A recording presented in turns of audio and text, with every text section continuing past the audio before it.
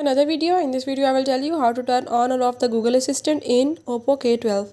If you want to turn on the Google Assistant or you want to turn it off, I will tell you how to do it. You have to watch complete video, follow all the steps, and if you are new to my channel, don't forget to subscribe. For further details, now let's watch the video and see how to do it.